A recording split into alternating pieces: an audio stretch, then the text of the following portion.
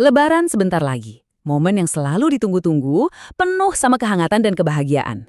Tapi, pernah nggak sih kita berhenti sejenak di tengah semua kemeriahan itu dan bertanya, apa sebetulnya esensi yang lagi kita rayakan?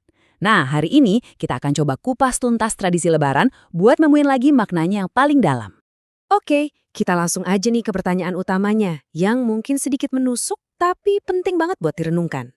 Lebaran kita sekarang ini lebih jadi ajang buat bersyukur atas kemenangan spiritual kita? Atau jangan-jangan tanpa sadar malah jadi ajang buat pamer kesuksesan material?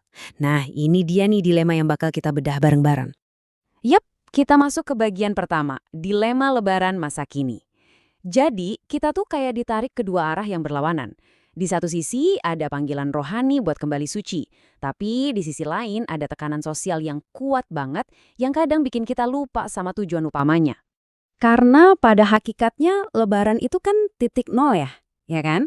Setelah sebulan penuh kita berjuang menahan hawa nafsu dan memperbanyak ibadah, Idul Fitri itu seharusnya jadi momen di mana hati kita diriset, jadi bersih lagi, kayak kertas kosong yang siap diisi sama kebaikan-kebaikan baru. Tapi, coba kita jujur deh, tantangan di zaman sekarang tuh udah geser. Kalau dulu yang paling berat itu nahan lapar dan haus, sekarang kayaknya yang paling sulit itu justru nahan keinginan buat kelihatan lebih sukses, lebih kaya, lebih hebat di mata orang lain. Dan keinginan buat pamer ini ada namanya loh, namanya ria. Simpelnya ria itu saat kita melakukan sesuatu bukan karena Tuhan, tapi semata-mata biar dapat pujian atau pengakuan dari manusia. Dan inilah teman-teman, akar masalah yang seringkali tanpa sadar merusak esensi Lebaran kita. Ironis banget ya, tradisi-tradisi yang niat awalnya baik bisa berubah fungsi. Baju baru yang harusnya jadi simbol kebahagiaan, hidangan mewah sebagai wujud syukur, dan amplop THR buat berbagi rejeki, pelan-pelan malah bisa jadi alat buat nyari validasi sosial, buat naikin status di mata orang. Terus gimana caranya balikin tradisi-tradisi ini ke makna aslinya? Oke, sekarang kita masuk ke bagian kedua, kita bakal bedah satu persatu buat misahin mana sih yang esensi, mana yang cuma gengsi. Kita mulai dari silaturahmi. Coba kita tanya ke diri sendiri, pas kita kumpul keluarga, fokus kita kemana? Apakah buat pamer mobil baru, cerita soal jabatan, atau pencapaian-pencapaian duniawi lainnya? Atau kita datang emang buat bener-bener nyambungin lagi tali kasih, nanyain kabar, dan berbagi kehangatan secara tulus. Beda niatnya tipis banget, tapi dampaknya ke hati luar biasa beda. Selanjutnya soal baju baru. Memang sunahnya itu kita dianjurkan pakai pakaian terbaik. Tapi perlu diingat baik-baik, terbaik itu nggak sama dengan termahal atau paling branded. Terbaik itu artinya bersih, rapi, dan pantas. Ini sebagai bentuk kita menghormati hari kemenangan itu sendiri. Sama juga nih, soal tradisi bagi-bagi THR atau sedekah. Apakah ini jadi ajang buat nunjukin, nih lihat dompet gue tebel? Atau ini murni cara kita buat berbagi kebahagiaan dari rejeki yang Tuhan kasih? Ingat, esensinya itu berbagi senyuman, bukan pamerin angkanya. Oke, teorinya kita udah paham. Sekarang gimana cara praktisnya? Nah, kita masuk ke bagian ketiga, menjaga hati di hari raya.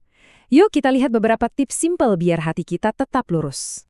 Ada 3 langkah praktis yang bisa banget kita coba, biar perayaan kita lebih tulus dan ya, lebih low profile. Mulai dari cara kita main media sosial, cara kita ngobrol sama orang, sampai cara kita memandang kemewahan itu sendiri. Oke, yang pertama, ini filter yang paling penting.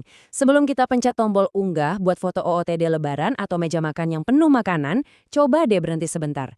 Tanya ke dalam hati, niat gue apa ya posting ini? Kalau jawabannya biar dapat pujian, mungkin lebih baik foto itu kita simpan aja buat kenangan pribadi. Yang kedua, ini soal kualitas obrolan. Ini krusial banget. Daripada kita mulai obrolan dengan pertanyaan yang mancing perbandingan, kayak beli baju di mana, mahal ya? Atau habis berapa buat lebaran? Coba deh kita ganti. Ganti dengan pertanyaan yang tulus. Gimana kabarmu setahun ini? Dan yang paling penting, dengarkan jawabannya sepenuh hati tanpa ngejudge atau banding-bandingin.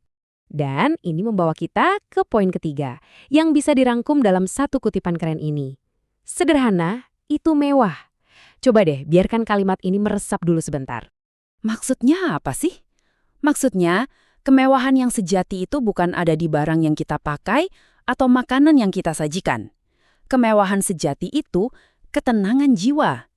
Kalau seseorang udah matang secara spiritual dan percaya diri, dia nggak butuh lagi tuh validasi dari barang-barang mahal buat merasa berharga. Nah, sampailah kita di bagian akhir buat merangkum semuanya. Apa sih sebenarnya arti kemenangan yang sejati di hari Idul Fitri? Jadi, poin utamanya gini. Merayakan Lebaran tanpa ria, itu bukan berarti kita harus hidup susah atau jadi anti barang bagus. Bukan, sama sekali bukan itu. Semuanya balik lagi ke satu hal, cuma satu, niat. Kita boleh kok pakai baju bagus, asal niatnya untuk menghormati hari raya, bukan untuk bikin orang lain merasa rendah. Dan ini membawa kita ke kesimpulan pamungkasnya. Pada akhirnya, yang dinilai sama Tuhan itu bukan seberapa keren penampilan kita di ruang tamu atau seberapa estetik foto kita di Instagram.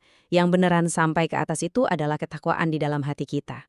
Sebagai penutup, saya mau ninggalin satu pertanyaan buat kita semua renungkan. Waktu kita merayakan Idul Fitri tahun ini, di setiap tindakan kita, di setiap ucapan kita, coba tanya, nama siapa yang sebenarnya lagi kita besarkan? Nama Tuhan? Atau tanpa sadar, nama kita sendiri? Semoga kita semua menemukan kemenangan yang sejati ya. Terima kasih.